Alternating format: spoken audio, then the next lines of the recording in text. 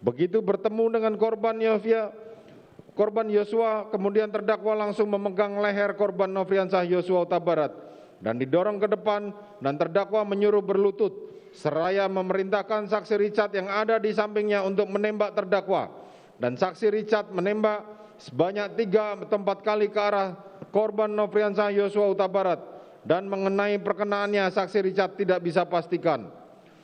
Bahwa keterangan saksi Richard, Eliezer Budiang Lumiu, saksi Rifaisal Samuel, saksi Danu, Fajar Subekti, saksi Martin Gabe, saksi Sulap Abo, saksi Ahmad Sairul Ramadan bersesuaian dengan visum et repertum nomor R/082/SKH/7/2022 tanggal 14 Juli 2022 yang dibuat oleh dan ditandatangani oleh Farah P. Karo SPFM dan Dr. Asri Paralebda SPFM yang dilakukan terhadap jenazah korban Yosua Huta Barat.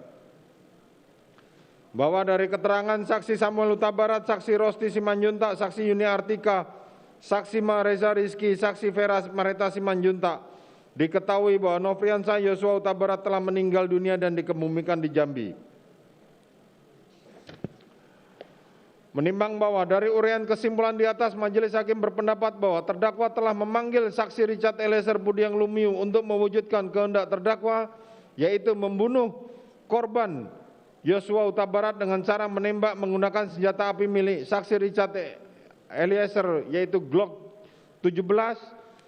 Kemudian terungkap fakta bahwa benar Nofriansah Yosua Huta Barat meninggal akibat 7 luka tembak masuk dan 6 luka tembak keluar, sesuai dengan hasil visum et repertum nomor R/082/SK/H/7 Romawi/2022/EKF tanggal 14 Juli 2022. Dan kematian korban Yosua akibat perbuatan terdakwa bersama saksi Richard yang sebelumnya menuruti perintah terdakwa dengan segala skenarionya. Menimbang bahwa uraian pertimbangan di atas, majelis hakim berpendapat unsur merawat nyawa korban, nyawa orang lain telah nyata terpenuhi oleh perbuatan terdakwa. Menimbang bahwa berkaitan dengan pembuktian unsur ini, penasihat hukum terdakwa menyampaikan nota pembelaan yang disimpulkan sebagai berikut. Bahwa benar terdapat korban di dalam perkara aku, yaitu Nofriansah Yosua Huta Barat. Akan tetapi yang menjadi pertanyaan, apakah terdapat perbuatan terdakwa yang menyebabkan matinya korban? Bahwa terdakwa tidak melakukan penembakan terhadap korban. Bahwa seluruh barang bukti yang ada di persidangan ini membuktikan tidak terdapat satupun bukti yang membuktikan bahwa terdakwa menembak dan membunuh korban. Bahwa terdakwa bukan pelaku yang merencanakan untuk melakukan penyerangan terhadap korban menggunakan senjata api apapun. Perihal adanya keterangan saksi Richard Eliezer Budiang Lumiu yang mengatakan terdakwa melakukan penembakan terhadap korban selagi masih hidup hanya merupakan keterangan yang berdiri sendiri. Bahwa penuntut umum berasumsi terdakwa menggunakan senjata api jenis Glock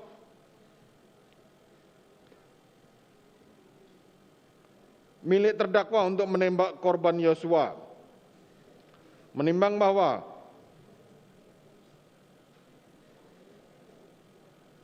apabila mencermati hal-hal yang tertuang dalam nota pembelaan penasihat hukum yang telah disimpulkan di atas, majelis hakim berpendapat bahwa karena hanya sebagai pengulangan dari pembuktian unsur sebelumnya dan pembahasan mengenai hal tersebut telah cukup dipertimbangkan oleh majelis hakim pada waktu pembuktian unsur dengan sengaja dan maupun unsur dengan rencana terlebih dahulu, sehingga dengan mengambil alih pembuktian tersebut dan menjadikannya sebagai satu kesatuan yang tidak terpisahkan dalam pembahasan nota pembelaan ini, maka nota pembelaan yang demikian patut untuk dikesampingkan. Unsur kelima yaitu melakukan, menyuruh melakukan dan turut serta melakukan perbuatan. Menimbang bahwa penyertaan atau naming adalah pengertian dari meliputi suatu bentuk turut serta atau terlibatnya orang-orang yang baik secara psikis maupun fisik yang melakukan masing-masing perbuatannya sehingga melahirkan suatu tindak pidana.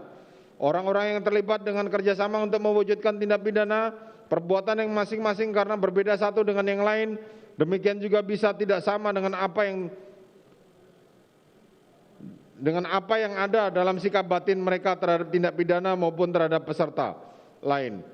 Tetapi dari perbedaan-perbedaan yang ada pada masing-masing itu, terjalinlah suatu hubungan yang sedemikian rupa eratnya di mana perbuatan yang satu menunjang perbuatan yang lain, yang semua mengarah pada satu tujuan terwujudnya tindak pidana.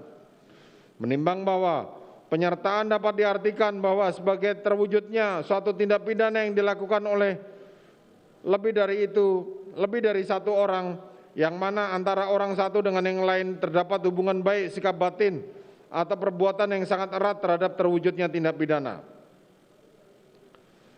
Menimbang bahwa di dalam KUHP telah tidak menjelaskan penyertaan secara definisi, namun berdasarkan pasal 55 dan pasal 56 KUHP hanya menyebutkan bentuk-bentuk penyertaan saja. Hubungan antar peserta yang dalam menyelesaikan tindak pidana tersebut dapat bermacam-macam, yaitu 1. Bersama-sama melakukan kejahatan. 2. Seseorang mempunyai kehendak atau merencanakan sesuatu kejahatan, sedangkan ia mempergunakan orang lain untuk melaksanakan tindak pidana tersebut. 3. Seorang saja yang melaksanakan tindak pidana, sedangkan orang lain membantu melaksanakan tindak pidana tersebut.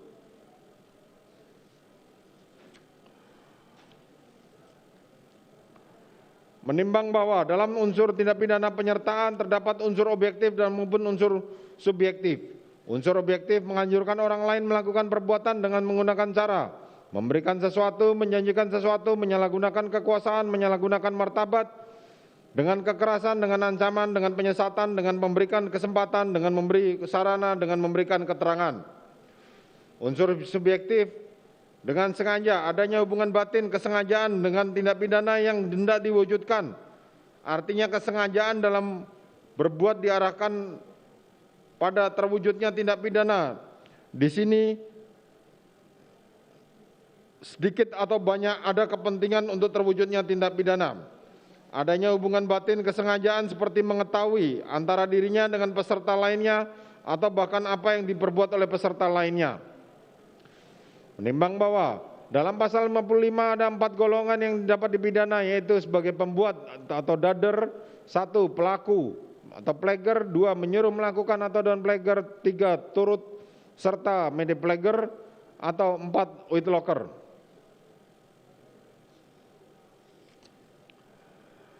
Menimbang bahwa dalam mempertimbangkan unsur-unsur ini, maka unsur yang telah dipertimbangkan sebelumnya meliputi unsur dengan sengaja, unsur rencana lebih dahulu dan merampas nyawa orang lain diambil alih, dan mutatis mutandis menjadi satu bagian yang tidak terpisahkan dalam membuktikan unsur ini.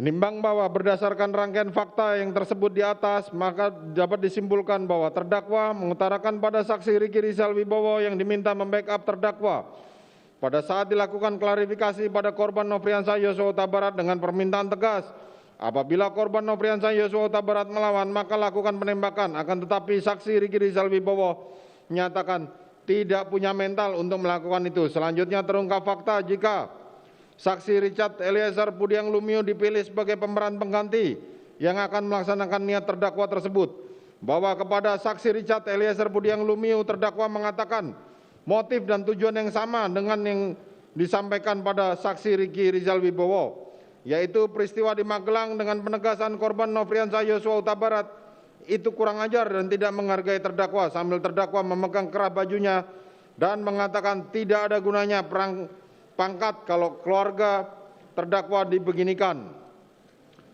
Hal ini dimaksudkan sebagai afirmasi dari kekecewaan dan kemarahan terdakwa untuk memperoleh dukungan dari saksi Richard Eliezer Budiang Lumiu untuk melaksanakan tugas untuk melancarkan tujuan terdakwa, yaitu kematian Nofriansah Yosua Huta Barat. Bahwa untuk lebih meyakinkan saksi Richard Eliezer Budiang Lumiu dalam mewujudkan keinginan terdakwa, maka terdakwa menjelaskan skenarionya dalam mengatakan lokasinya di 46, saksi Putri Chandrawati dilecehkan dan korban Nofriansah Yosua Huta Barat.